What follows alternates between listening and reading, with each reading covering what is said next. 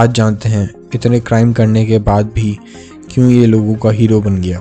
दोस्तों, कोल्टन की शुरुआत थोड़ी मुश्किल हालातों में हुई थी। बचपन में वो अपनी माँ के साथ रहता था एक ट्रेलर वैन में, जो कि एक छोटी सी वैन थी जिसे उन्होंने अपना घर बना रखा था। वो स्कूल में काफ़ी शांत किस्म का लड़का था, जिसकी वजह से उसको बाकी के बच्चे बुली किया करते थे। कोल्टन की माँ को शराब की लत थी। नशे में रहने के चक्कर में कभी कोल्टन के ऊपर उन्होंने ध्यान नहीं दिया। कोल्टन के पिता उसकी माँ को छोड़ चुके थे। उन्होंने कभी कोल्टन की देखरेख के लिए उसकी माँ को पैसे नहीं दिए, जिस वजह से कोल्टन की बेसिक नीड्स जैसे खाना, कपड़े, नए जूते और कई चीज़ें जो टीनेजर को चाहिए होती हैं वो कभी पूरी नहीं की गई। फिर एक दिन अचानक कोल्टन के स्कूल में सारे बच्चों का ध्यान एक नए बच्चे पे जाता है, जो 14 साल की उम्र में चोरी करने के अपराध में 2 साल जुवेनाइल जेल की सज़ा काट के आया होता है। दोस्तों, जुवेनाइल जेल उन लोगों को होती है जो अभी टीनेज में हैं या 18 साल से कम की उम्र के हैं। इस बच्चे का नाम था हार्ले आयरनविंड डेविडसन। हार्ले आयरनविंड डेविडसन की माँ को भी नशा करने का एडिक्शन था, कोल्टन की माँ के जैसे। इस नए लड़के और कोल्टन की दोस्ती हो जाती है। हार्ले आयरनविंड डेविडसन का कोल्टन पे काफ़ी प्रभाव पड़ता है। चोरी के बेसिक रूल्स जैसे बिना चाबी के लॉक कैसे खोलते हैं, लोग घर की चाबी अक्सर कहाँ छुपा के जाते हैं और कुछ बेसिक रूल, ये सब हार्ले ने कोल्टन को सिखाए। इसी के साथ ये भी बताया कि कभी भी किसी जानकार के घर चोरी नहीं करते, कभी भी लाइट ऑन नहीं करनी और अगर कभी पकड़े गए तो भाग जाओ जिस भी हालत में हो। दोनों ने छोटी मोटी चोरियां चालू कर दी साथ में। आसपास के काफ़ी घर तोड़कर अंदर घुस जाते थे और फ्रिज में रखा खाना खा लेते थे। ये सारी चोरियां उन्होंने सैन जुआन नाम की जगह पर करी थी। ये काफ़ी अमीर जगह थी, तो यहाँ हर 3 में से एक घर वेकेशन होम था। इन वेकेशन होम्स में इन घरों के मालिक सिर्फ छुट्टियों में आया करते थे, बाकी समय ये खाली रहा करते थे।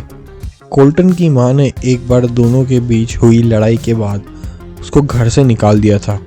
उस वक्त कोल्टन की उम्र सिर्फ 15 साल थी। अब क्योंकि उसके पास खाने के लिए कुछ नहीं होता था, तो उसको चोरी करने की एक नई वजह मिल गई थी। वो बंद घरों में जाता और वहाँ से खाना चुरा लेता था। थोड़े टाइम में जब आसपास के लोगों ने देखा कि उनकी फ्रिज में से कुछ खाना गायब होने लग रहा है, तो एक रूमर स्प्रेड हो गया पूरी सिटी में कि कोई घर घर जाके खाना चोरी करता है। एक दिन अचानक कोल्टन की माँ के घर FBI ने रेड कर दिया। उनके पास कोल्टन को अरेस्ट करने का वारंट होता है।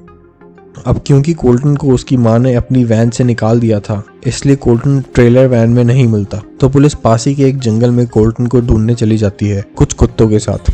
वहाँ घने जंगल में ढूंढने पर उनको एक टेंट मिलता है। जैसे ही वो टेंट खोलते हैं, उसमें से ढेर सारा चोरी का सामान मिलता है। ढेरों laptop, jewellery, telescope, credit card, driving licence tent में से गिर जाते हैं। चोरी का सामान तो मिला, मगर कोल्टन का कुछ पता नहीं लग पाया। अगले दिन उसकी माँ के घर के बाहर एक लेटर मिलता है। इस सब का मतलब ये था कि कोल्टन ने जंगल में कहीं दूर बैठ के ये सब होते हुए देखा था। कोल्टन की लेकिन एक बुरी आदत थी, वो लाइट हमेशा ऑन कर देता था, जबकि उसको उसके दोस्त ने सिखाया भी था कि लाइट ऑन नहीं करनी होती, जिससे किसी को पता ना चले कि घर में कोई है। एक बार वो ऐसे ही किसी घर में खाने की तलाश में गया, तो वहाँ उसने लाइट ऑन कर दी। वो लाइट देखकर आसपास वालों को शक गया और उन्होंने पुलिस को फ़ोन कर दिया। पुलिस उस जगह पर तुरंत पहुँच गई और क्या था, कोल्टन पुलिस के हाथों पकड़ा गया। कोल्टन को 3 साल की जुवेनाइल जेल सुनाई जाती है। वो 10 महीने तक एकदम शांत रहता है और अपना काम टाइम से करता है। जो बोला जाता है वही करता है। इस अच्छे बिहेवियर को देखते हुए उसको एक फेंसलेस ग्रुप हाउस में भेज दिया जाता है। यहाँ उसको सारी बेसिक नीड्स दी जाती है, जैसे कि खाना, एक बेड, थोड़े पैसे भी दिए जाते हैं। लेकिन इसके बावजूद कोल्टन अगले दिन वहाँ से भाग जाता है। अगले दिन ये इवेंट ब्रेकिंग न्यूज़ बन जाती है और आसपास के सारे इलाके में लोगों को थोड़ा सतर्क रहने के लिए बोला जाता है। कोल्टन की मॉम मीडिया के सामने कोल्टन से रिक्वेस्ट करती है कि वो अपने आप को पुलिस के हवाले कर दे। पुलिस की तरफ से कोल्टन को वार्निंग दी जाती है कि उसको 4 और सालों की जेल हो जाएगी अगर उसने अगले 28 दिनों में खुद को पुलिस के हवाले नहीं किया तो। कोल्टन ऐसा नहीं करता, बल्कि वो और दर्जनों घरों में चोरी करता है। हर बार चोरी करने के बाद वो वहाँ से बच के निकल जाता है और कभी पुलिस के हाथ नहीं आता। एक दिन पास ही किसी रोड पे एक पुलिस की गाड़ी ने नोटिस किया कि एक मर्सिडीज स्पीड लिमिट से ऊपर जाने लग रही है। उसका पीछा करते हुए पुलिस ने अपना सायरन ऑन कर दिया। वो गाड़ी फिर आगे जाके एक पेड़ से टकरा जाती है। उसके अंदर बैठा सवारी कूद के फटाफट जंगल में भाग जाता है।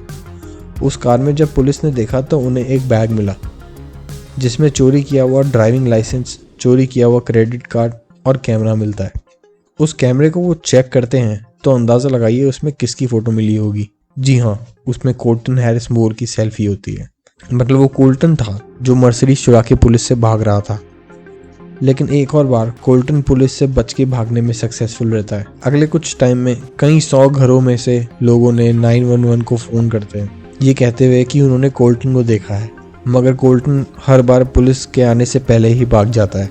सबसे ज़्यादा हैरानी की बात ये थी कि ये सब एक टीनेजर कर रहा था।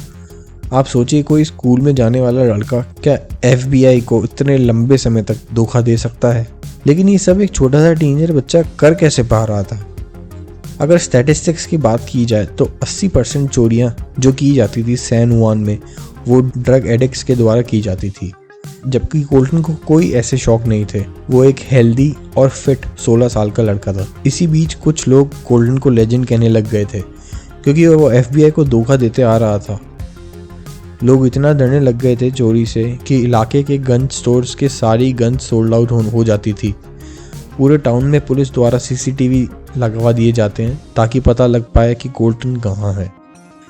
इसी बीच कोल्टन पास ही के airport Orcas Island airport Washington में जाके झाड़ियों के पीछे छुप के रनवे को देख रहा होता है। वो प्लेन की लैंडिंग और टेक ऑफ देख रहा होता था। कुछ दिनों तक प्लेन को देखने के बाद एक दिन सही मौका देखकर वो एक रात छुप के एक ब्रांड न्यू सेस्ना 182 को चोरी कर लेता है। प्लेन की चाबी उसी प्लेन की सीट पर ही मिल गई, लेकिन उसने प्लेन में फ्यूल कितना था वो चेक नहीं किया। अब सेस्ना 182 एक छोटा सा प्लेन है। इस प्लेन पे अक्सर स्टूडेंट पायलट को फ्लाइंग की ट्रेनिंग दी जाती है। कोल्टन को ये प्लेन उड़ाना आता था। उसने ये प्लेन एक गेम में उड़ाना सीखा था। एयर ट्रैफिक कंट्रोलर ने भी कोल्टन को कैच नहीं किया रडार पे, क्योंकि USA में अगर आप 18,000 फीट के नीचे फ्लाई करते हो और कोई रिस्ट्रिक्टेड एरिया के ऊपर से फ्लाई नहीं करते हो तो आपको कोई नोटिस नहीं करता।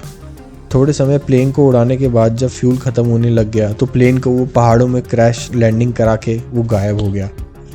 ये कुछ फ़ोटोज़ है प्लेन क्रैश की। 6 महीने बीत जाते हैं और कोई चोरी या लूटपाट का केस सामने नहीं आता। सबको लगता है कोल्टन अब चोरी नहीं करेगा। तभी कोल्टन एक पुलिस की गाड़ी से सेलफोन, चालान book, breath analyser, laptop, MP15 assault rifle और उसकी गोलियां चुरा लेता है। कुछ लोग कोल्टन को हीरो मानने लग जाते हैं। उनकी नज़र में एक ऐसा इंसान आया होता है जो अपने हिसाब से जी रहा होता है और पुलिस को अपने इशारों पे नचा रहा होता है। सितंबर 8 को कोल्टन एक बोट चुरा के ऑर्कस आइलैंड से फ्राइडे हार्बर चला जाता है। वहाँ वो पास ही के एक एयरपोर्ट पर नज़र रख रहा होता है और मौका मिलते ही वहाँ से $1 बिलियन का प्लेन चुरा लेता है और इस बार वो देख लेता है कि प्लेन में फ्यूल है कि नहीं। उस प्लेन को वो दोबारा क्रैश लैंड कराता है ऑर्कस आइलैंड पे। पुलिस को लेकिन इस बार पता होता है कि वो ऑर्कस आइलैंड पे है और पुलिस पूरी तैयारी के साथ उसको पकड़ने के लिए ऑर्कस आइलैंड पे रहती है। पर पुलिस के हाथ आने से पहले ही वो एक ट्विन इंजन बोट चुरा के बॉर्डर क्रॉस करके कनाडा पहुंच जाता है, यानी दूसरे देश बिना पासपोर्ट के, वो भी पुलिस से भागते हुए।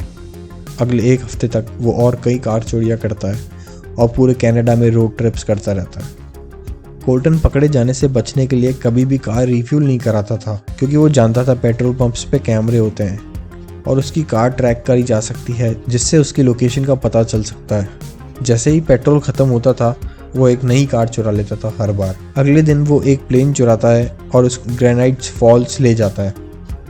उसको क्रैश लैंड कराता है सेफली माउंटेन के बीच। फिर से उसने आसपास के खाली घरों में चोरी करना चालू कर दिया। वहाँ वो जाता था, रेस्ट करता था, खाना खाता था और फिर चला जाता था। उसने कई ग्रोसरी स्टोर्स में भी चोरी की। वहाँ से कई हज़ारों डॉलर का सामान चोरी किया। वो ये चोरियाँ नंगे पैर करता था और अपने फुटप्रिंट स्टोर्स में छोड़ जाता था और सिया भी लिख जाता, जिसके बाद मीडिया ने उसको बेयरफुट बैंडिट का नाम दिया। कोल्टन का धीरे धीरे एक बहुत बड़ा फ़ैन बेस बन जाता है। कभी आपने सुना है कि किसी ने प्लेन चोरी किया हो? ये बहुत रेयर की जाने वाली चीज़ है और उस पर भी ये बड़ी बात थी कि इस सब के पीछे एक छोटा बच्चा है। पुलिस रोज उसकी माँ के घर तलाशी लेने आती थी, इस उम्मीद में कि कहीं वो दोबारा माँ के घर आया हो। उसकी माँ बस ये जानना चाहती थी कि वो जिंदा है या नहीं। उसी के कारण वो और अल्कोहलिज्म में डूब जाती है। कोल्टन एक कार चुराता है और उसको ओरिजिन सिटी से यांगटॉक साउथ डकोटा ले जाता है। वहाँ उसको रेस्ट करने के लिए एक जगह चाहिए थी। उसने एक घर ढूंढा जिसकी पार्किंग में कोई कार नहीं खड़ी थी, तो वो लॉक तोड़ के वहाँ अंदर गया। वहाँ उसने अपने कपड़े वॉशिंग मशीन में डाले और खाना गर्म करने के लिए माइक्रोवेव में रख दिया। वहाँ उसने शेव बनाया और नहाने के लिए शावर में चला गया। अचानक 3 घंटे बाद घर के मालिक आ गए। मालिक ने देखा कि उसकी टीवी ऑन है और खाना ज़मीन पर गिरा हुआ है, और जैसे ही वो बाथरूम की तरफ गया तो उसने देखा बाथरूम का दरवाज़ा खुला हुआ था। जैसे ही वो अंदर गया, कोल्टन हैरिसमोर साबुन में लिपटा हुआ नहा रहा था। घर का मालिक उसके पीछे पार्किंग तक भागा। फिर कोल्टन ने गन दिखाई तो मालिक कार में बैठ फटाफट पड़ोसी के घर भाग गया। वहां से उसने 911 को कॉल किया। कुछ ही मिनटों में स्वॉट टीम आ गई, लेकिन कोल्टन वहां से भाग चुका था। हेलीकॉप्टर से आसपास के जंगल में सर्च किया गया, लेकिन कोल्टन कहीं नहीं मिला। पुलिस ने अंदाजा लगाया कि उसको प्लेन चुराने का शौक है, तो उन्होंने आसपास के सारे छोटे बड़े एयरपोर्ट में कह दिया कि वो अपने प्लेन में चाबी ना छोड़कर जाए। कोल्टन ने Monroe County airport South Dakota पे एक हफ्ते तक छुप के एक परफेक्ट टाइम देख रहा था कोई प्लेन चुरा के कंट्री छोड़कर जाने का। एक हफ्ते बाद उसे एक सेस्ना 400 मिला, जिसकी कीमत $700,000 थी, जिसे उसने क्रैश लैंड कराया बहामास में क्योंकि फ्यूल खत्म हो गया था। ये उसका 5वां प्लेन था जो उसने चोरी किया। बहामास पहुंचने के बाद कोल्टन एक पार्टी में जाता है। कोल्टन वहां के लोगों को बोलता है कि वो पुलिस को कॉल करें क्योंकि वो बोर हो रहा था।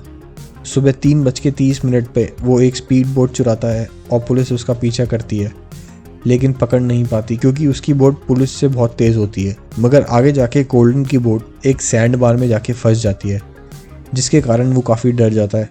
थोड़े टाइम में पुलिस उसके पास पहुंच जाती है।